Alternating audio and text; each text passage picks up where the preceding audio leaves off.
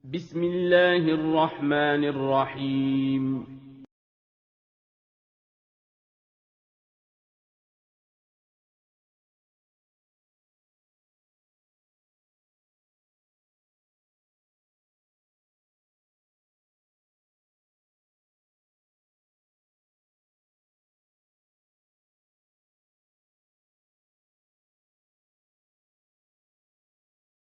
Assalamualaikum warahmatullahi wabarakatuh. Bismillah wassalatu wassalamu ala rasulillah. La haula wala quwata illa billah. Amma ba'du. Ananda Solihah, kaifa halkunna? Bagaimana kabarnya hari ini? Semoga Ananda masih dalam keadaan sehat. Jika kurang enak badan, jangan lupa banyak istirahat, makan makanan yang sehat dan bergizi. Kemudian jangan lupa berdoa kepada Allah, semoga Allah memberikan kesembuhan. Amin. Anak-anak solihah, sebelum kita mulai belajar hari ini, mari kita membaca doa terlebih dahulu. Doa belajar. Allahumma inni as'aluka ilman nafi'an wa rizqan thayyiban wa amalan mutaqabbalan. Alhamdulillah, hari ini kita akan lanjut ke pembelajaran berikutnya. Pada pembelajaran sebelumnya, kita sudah belajar mengenai massa dan volume. Benda memiliki ciri-ciri yaitu memiliki massa, berarti benda dapat ditimbang atau dapat diukur. Lalu kita belajar mengenai volume. Volume membahas tentang ruang yang dimiliki oleh benda. Semakin besar bendanya, maka semakin besar volumenya atau ruang yang dapat diisi. Kemudian kita juga belajar mengenai gerakan menangkap dan memantul. Menangkap dan memantul dapat kita lakukan dengan benda bola basket. Caranya dengan melakukan 3 latihan, yaitu latihan pertama kita latihan memantulkan bola terlebih dahulu, lalu yang menangkap adalah teman.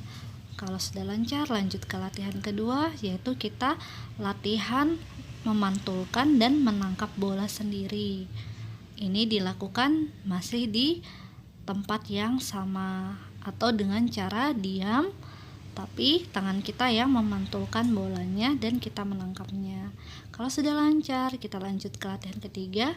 Kita juga masih melakukan latihan 2, yaitu memantulkan dan menangkap, tapi bedanya kita lakukan sambil berjalan. Jadi tidak diam di tempat sambil berjalan membawanya. Terakhir kita belajar mengenai sikap tolong menolong. Saat kita bermain, kemungkinan terjadi cedera, maka kita bisa membantu teman yang sedang cedera. Kita lakukan untuk sikap tolong menolong. Selanjutnya kita akan lanjut ke pembelajaran 3 dan 4. Kita mulai dari mengamati sifat benda padat. Hari ini kita akan belajar mengenai benda padat dan benda cair. Benda padat. Salah satu wujud benda adalah padat. Di sekitar kalian banyak benda padat. Meja, kursi, penggaris, dan pensil adalah benda padat. Ananda bisa lihat di sekitar Ananda benda padat, contohnya meja, kursi, penggaris, pensil. Ada juga seperti di gambar 2.21, yaitu ada blender, ada rice cooker atau penanak nasi, ada setrika, laptop, lemari, dan masih banyak lagi yang Ananda bisa lihat di sekeliling Ananda. Benda padat termasuk wujud benda. Wujud benda kemarin ada 3 yang kita pelajari, yaitu padat, cair, dan gas. Ini adalah contoh benda padat. Untuk benda padat kita bisa lakukan penelitian, yaitu dengan menyiapkan alat dan bahan, ember, botol, kantong plastik. Nanti dengan alat dan bahan tersebut kita lakukan percobaan. Pertama, kita kumpulkan berbagai benda padat yang ada di lingkungan kita, boleh di lingkungan di rumah, di sekolah jika Ananda ada di sekolah. Kemudian yang kedua, masukkan benda yang telah dikumpulkan ke dalam ember. Nanti misalnya Ananda punya pensilnya Ananda taruh di ember. Setelah dari ember, pindahkan lagi ke botol, lalu pindahkan lagi ke kantong plastik. Jadi pindahkan ke 3 tempat ini, ember, botol, dan kantong plastik. Lalu kita tuliskan di tabel 2.3 sifat benda padat. Contohnya tadi pensil ya, kalau kita tulis di nomor 2 pensil. Nah sekarang coba kita lihat dulu nomor 1, batu. Apakah batu ketika ditaruh di ember atau di botol atau di kantong plastik nanti bentuknya berubah batunya? Jawabannya tidak berubah bentuknya, batunya tetap sama bentuknya. Kedua, bentuknya tetap walaupun tempatnya berubah? Iya, batunya tetap seperti itu, tidak berubah walaupun ditaruh di ember, ditaruh di botol, ditaruh di kantong plastik, bentuknya tetap sama. Kemudian dapat digenggam. Ya, batu dapat digenggam atau kita pegang, kita taruh di tangan kita kepal tangan kita dapat menggenggamnya.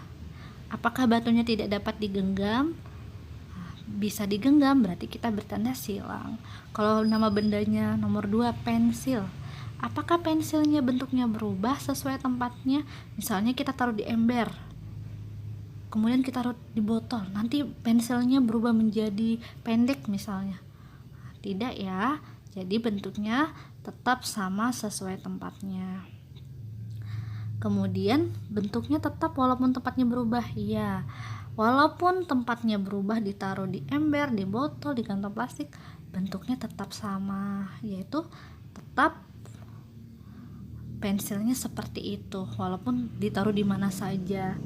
Kemudian dapat digenggam. Iya, pensilnya dapat kita genggam dengan tangan kita bisa taruh di tangan, lalu kita tutup tangan kita bisa menggenggamnya. Apakah tidak dapat digenggam? Tidak, yang benar bisa digenggam, berarti kita beri tanda silang.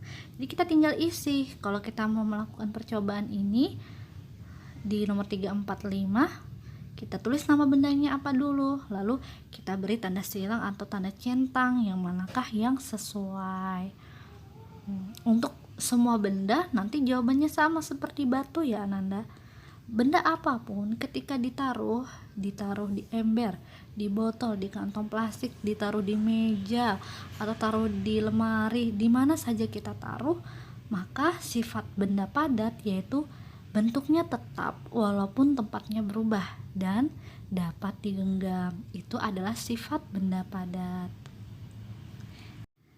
Jadi, jika Ananda masih bingung apakah benda ini termasuk benda padat atau benda cair atau benda gas, Ananda tinggal lakukan percobaan ini.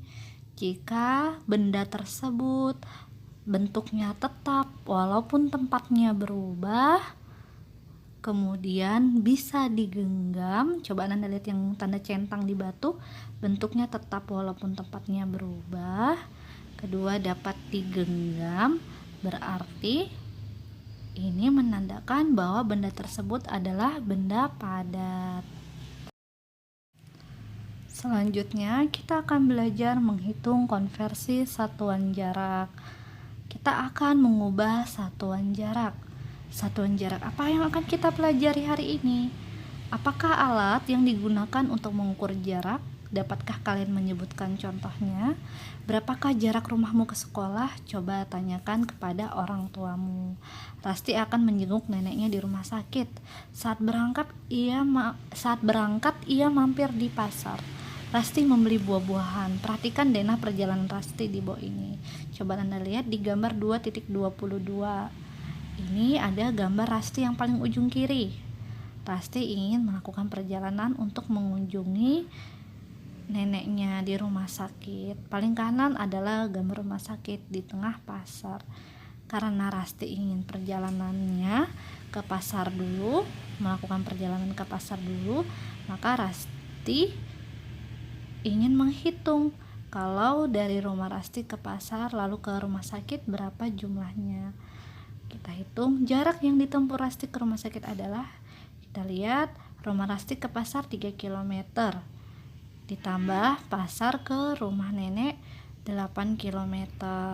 Hasilnya kita tambahkan langsung atau kita jumlahkan langsung karena sama-sama kilometer, langsung saja kita hitung. 3 ditambah 8 sama dengan 11 km.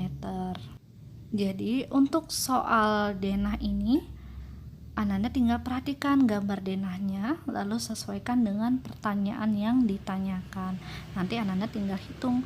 Kalau satuannya berbeda, maka Ananda lakukan konversi atau ubah jarak satuannya dulu sesuai yang diminta soal. Misalnya soalnya yang ditanyakan meter, maka dijawablah meter, atau dikonversikan dulu, diubah satuan kilometernya, diubah ke meter. Tapi kalau soalnya seperti yang ada di layar, soalnya yaitu di sini 1200 meter, lalu ada 750 meter, yang ditanya berapa meter, berarti tidak perlu diubah atau tidak perlu dikonversi. Titus dan Ahmad bersepeda dari sekolah ke taman kota. Jarak sekolah ke taman kota adalah 1200 meter. Ahmad tiba di taman kota terlebih dahulu. Saat itu Titus baru menempuh 750 meter. Berapa meter jarak yang harus ditempuh Titus?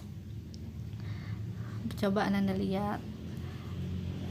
Ini tidak ada denahnya, jadi bisa kita buat denah sendiri dulu atau kita bayangkan. Titus dan Ahmad lagi bersepeda. Jaraknya kalau dari sekolah ke taman kota 1200. Tapi Ahmad ke taman kota dulu. Yang ditempuh baru 750. Berarti berapa jarak lagi yang harus ditempuh? Maka tinggal dihitung pengurangan atau selisihnya atau perbedaannya.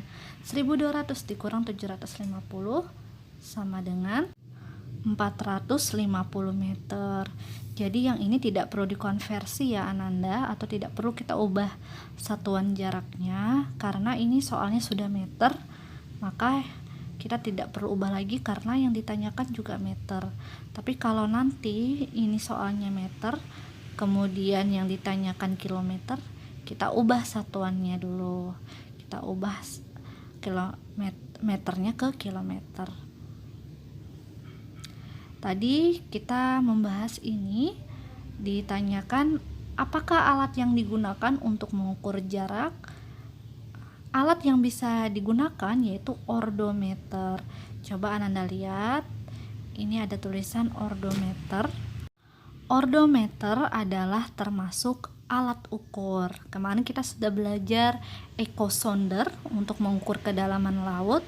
Kalau ini ordometer untuk mengukur jarak yang ditempelkannya di mobil. Kalau echosonder di kapal, kalau ordometer dipasang di kendaraan mobil atau motor atau semisalnya yang biasanya dengan kendaraan darat. Ordometer ini akan menghitung seberapa perjalanan atau jarak yang ditempuh oleh kendaraan. Selanjutnya kita akan belajar sifat benda cair. Tadi di pembelajaran ketiga kita sudah belajar sifat benda padat. Hari ini kita lanjut ke pembelajaran 4, sifat benda cairnya. Kita akan baca teks dulu. Air di bumi. Bumi adalah tempat yang berair. Sekitar 71% permukaan bumi tertutup air. Sebagian besar air berada di lautan. Air juga ada di udara sebagai uap air, di sungai dan danau, di es dan gletser, di tanah dan bahkan pada tubuh kita. Air tidak pernah diam. Berkat siklus air, pasokan air planet kita terus bergerak dari satu tempat ke tempat lain dan dari satu bentuk ke bentuk lainnya. Walaupun terdapat banyak air, jumlah air tawar di bumi sangat terbatas. Sekitar 97% air berupa air. Nanti kita lanjut baca teksnya. Nah, Ananda, kita tinggal di mana? Kita tinggal di bumi. Coba Ananda lihat gambar 2.24 bumi. Ini adalah gambar bumi. Kita tinggal ada di bumi. Bumi ini banyak terdiri dari air. Wilayahnya sekitar 71% tertutup oleh air. Airnya ada di mana? Ada di lautan, ada di sungai, danau, di es, gletser, dan juga sebagai uap air. Di tanah pun ada, padahal pada tubuh kita pun juga ada. Air ini memiliki sifat yaitu air tidak pernah diam.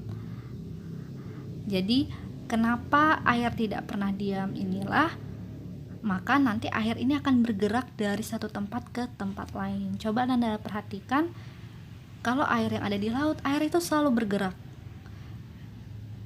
Di sungai, di danau, airnya selalu bergerak. Ini karena air sifatnya selalu bergerak. Karena air ini nanti akan mengikuti tempat yang ada di sekitarnya. Jadi misalnya di danau ada hujan, airnya masuk ke danau, air hujan, maka nanti airnya akan semakin penuh di danau, misalnya seperti itu. Dan air ini juga dapat berubah dari satu bentuk ke bentuk lainnya karena menyesuaikan tempatnya. Dimanapun berada airnya, air akan mengikuti tempatnya atau wadahnya. Jadi ketika misalnya lautnya semakin mengecil, maka airnya akan terdorong juga karena mengikuti tempatnya. Walaupun banyak air tadi 71% di bumi, tapi air tawar di bumi sangat sedikit. Jadi kalau air tawar yang ada di bumi hanya 3%. Sedangkan yang dikonsumsi manusia adalah air tawar. Sisanya yang lain yaitu air asin. Jadi 97% air asin, 3%-nya air tawar. Hampir 2/3 air tawar berada dalam bentuk es di kutub. Air tawar yang tidak membeku dapat ditemukan di dalam tanah. Nah, untuk air tawar, kalau air tawar ini 2/3-nya bentuknya es di kutub. Kemudian ada juga di dalam tanah. Untuk air tawar ini sangat diperlukan ya Ananda biasanya untuk dikonsumsi sebagai air minum bagi makhluk hidup. Air sangat penting bagi kehidupan. Sungai adalah sumber dari sebagian besar air permukaan yang digunakan orang, tetapi jumlahnya sangat sedikit dibanding total air yang ada di bumi. Oleh sebab itu kita harus hemat dalam menggunakan air. Air ini sangat penting untuk dikonsumsi, untuk kita masak, mandi, dan lainnya. Tapi air ini jumlahnya sedikit, maka jangan lupa kita harus menghematnya. Sekarang kita akan belajar mengidentifikasi sifat benda cair. Untuk tugas hari ini ya Ananda, yaitu Ananda diminta untuk mengidentifikasi sifat benda cair. Kemarin Ustazah sampaikan untuk menyiapkan alat dan bahan. Alat dan bahannya yaitu air, lalu ember, botol, kantong plastik. Yang Ustazah minta kemarin nomor 3, 4, 5. Nanti yang nomor 2 minyak goreng tidak perlu disiapkan ya, tidak kita gunakan. Jadi gunakan air saja. Nanti Ananda diminta untuk lakukan percobaan ini sesuai langkah-langkahnya. Lalu Ananda isi jawabannya, beri tanda centang atau silang sesuai dengan sifatnya yang terdapat di tabel 2.4 sifat benda cair. Contohnya seperti tadi yang sifat benda padat yang sudah Ustazah jelaskan tadi. Nanti tuliskan kesimpulannya. Sekarang kita akan belajar melempar dan memantulkan bola kembali. Kemarin menangkap dan memantul. Hari ini melempar dan memantulkan bola. Ayo lakukan. Melempar dan memantulkan bola. Lakukan kegiatan berikut bersama kelompok kalian. Sebelum melakukan kegiatan, lakukan pemanasan. Setelah pemanasan, bentuklah 2 barisan yang saling berhadapan. Lemparkan bola kepada teman di seberangmu dengan cara dipantulkan. Coba Ananda lihat, ini adalah kegiatan melempar dan memantulkan bola. Nanti Ustazah tampilkan gambarnya. Jangan lupa untuk pemanasan dulu. Terdapat 2 baris, yaitu baris 1 dan baris 2. Nanti memantulkannya ke temannya dulu. Yang baris 1 memantulkan ke baris kedua. Ini ada gambarnya ini adalah formasi atau susunan tempat berdirinya. Baris 1 diberi jarak, baris 2 nanti berada di tengah-tengah antara 2 orang di baris 1. Jadi seperti zigzag ya Ananda ya, seperti ini. Kemudian kalau sudah melempar lalu memantulkan lalu ditangkap temannya, kemudian lakukan permainan berikut. Masing-masing siswa harus memindahkan bola. Bola dipindahkan dari satu titik ke titik lain. Kalian memindahkan bola dengan cara dipantulkan sambil berjalan. Siswa yang tercepat memindahkan bola menjadi pemenangnya. Ketika kalian melakukan permainan bola, dibutuhkan kerjasama antar anggota kelompok. Salah satu bentuk kerjasama adalah gotong royong. Setelah tadi kita latihan dengan melempar dengan cara memantulkan bola ke teman yang ada di seberang kita, maka kita bisa lakukan lomba untuk cepat-cepat membawa bola. Nanti teman yang satu membawa bolanya dipantulkan dengan cara berjalan, nanti diambil teman kedua juga sama memantulkan bola sambil berjalan, seterusnya sampai teman ketiga dan sampai pemain terakhir. Nanti yang mana yang lebih cepat, baris 1 atau baris 2? Jika yang paling cepat memindahkan bolanya akan menjadi pemenangnya. Permainan secara berkelompok ini diperlukan kerjasama. Salah satu bentuk kerjasama adalah gotong royong. Kita akan belajar mengenai gotong royong. Gotong royong dapat kita lakukan di mana saja. Gotong royong ini melibatkan lebih dari 1 orang. Coba kita akan membaca tentang bergotong royong. Contoh gotong royong pada teks yang akan kita baca adalah bergotong royong memperbaiki selokan. Jadi tentang selokan ya Ananda, gotong royongnya. Musim hujan telah tiba. Di sekitar tempat tinggal Titus sering terjadi banjir. Banjir terjadi karena saluran pembuangan atau selokan tersumbat. Selokan tersumbat oleh sampah dan lumpur. Selain itu banyak selokan yang rusak.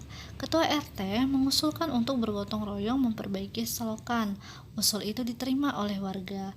Pada hari Ahad, warga bergotong royong memperbaiki dan membersihkan selokan. Masing-masing warga membantu dengan cara yang berbeda. Ada yang membantu dengan tenaga. Ada pula, nanti kita baca selanjutnya. Untuk gotong royong ini salah satunya dalam selokan. Kenapa memperbaiki selokan? Pada teks ini ada terjadi sebuah masalah. Masalahnya adalah sering terjadi banjir.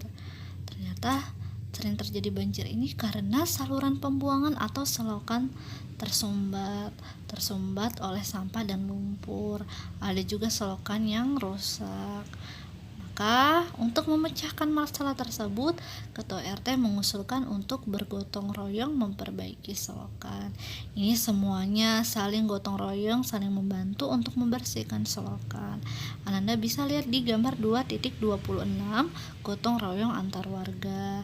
Gotong royong ini adalah salah satu dari kerjasama untuk saling tolong menolong, saling membantu untuk melakukan aktivitas yang diperlukan. Contohnya ini adalah aktivitas untuk membersihkan selokan.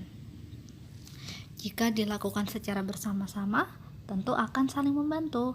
Bisa dengan membantu dengan tenaga, ada juga yang membantu menyediakan bahan yang diperlukan, misalnya pasir dan semen. Bapak-bapak membantu memperbaiki selokan yang rusak, ibu-ibu menyiapkan makanan dan minuman, anak-anak membantu membersihkan selokan. Jadi semuanya saling tolong-menolong, saling menyumbangkan tenaga, atau ada juga yang menyumbangkan makanan, minuman, dan lainnya, saling bekerja sama untuk membersihkan selokannya. Jadi akhirnya kita lanjut bacanya. Selokan yang rusak dapat diperbaiki, selokan yang tersumbat dapat mengalir lagi. Semua pekerjaan dapat diselesaikan dengan cepat. Warga senang karena saat hujan turun nanti tidak banjir lagi. Akhirnya setelah selesai bergotong royong, selokannya bisa diperbaiki. Yang tersumbat bisa mengalir lagi atau tidak tersumbat lagi. Pekerjaan pun dapat selesai dengan cepat. Warga senang. Akhirnya kalau hujan tidak banjir lagi. Akhirnya masalah terselesaikan. Masalah ini diselesaikan secara bersama-sama. Setelah membaca teks di atas, diskusikan pertanyaan berikut dengan temanmu atau dengan anggota keluarga. Nomor 1, apakah yang menyebabkan pekerjaan cepat selesai? Yaitu karena adanya sikap gotong royong. Nomor 2, apakah arti pentingnya hidup bergotong royong? Sangat penting karena gotong royong dapat memudahkan pekerjaan.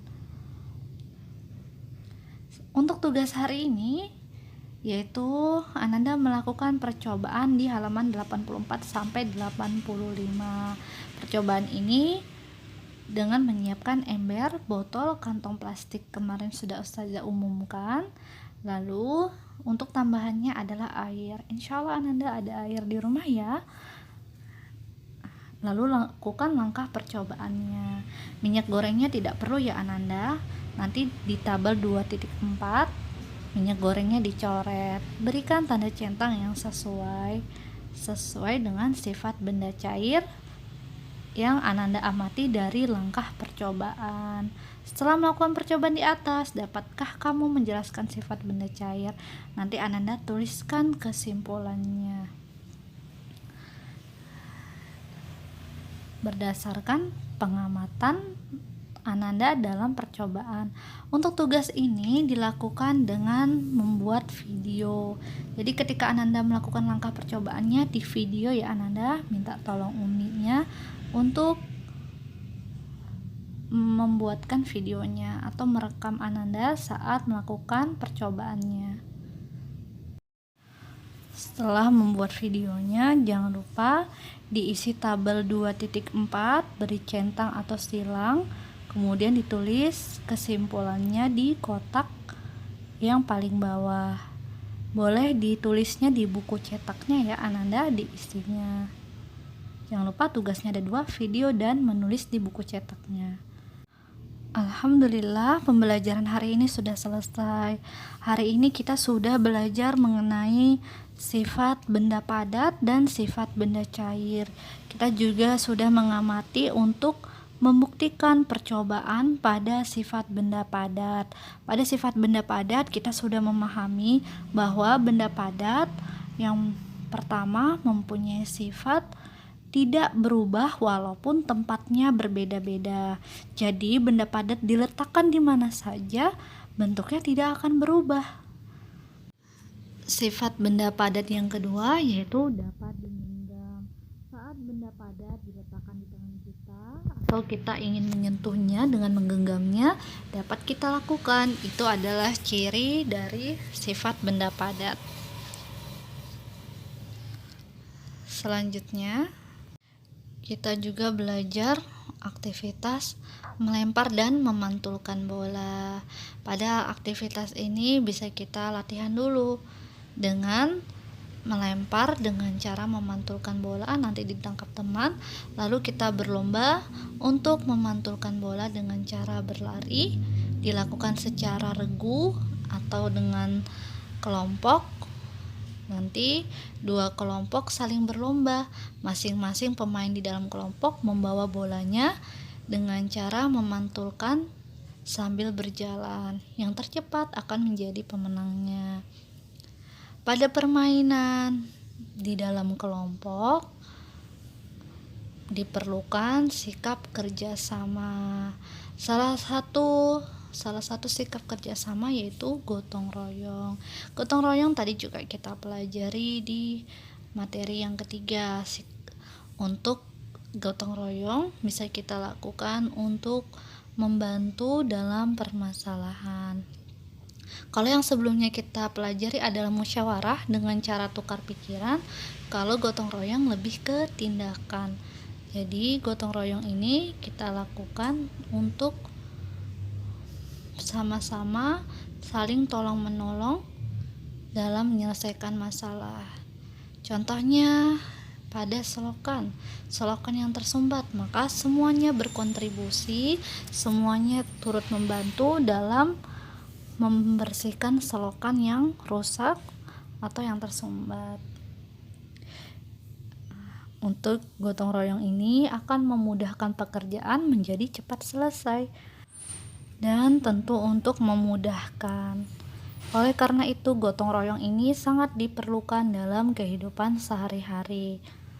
Demikian pembelajaran hari ini yang sudah kita pelajari. Sebelum kita tutup, mari kita membaca doa kafaratul majelis. Subhanakallahumma wa bihamdika asyhadu an la ilaha illa anta astaghfiruka wa atubu ilaik. Terima kasih Ananda sudah mengikuti pembelajaran hari ini dengan baik. Selamat beraktivitas, selamat mengerjakan tugasnya. Assalamualaikum warahmatullahi wabarakatuh.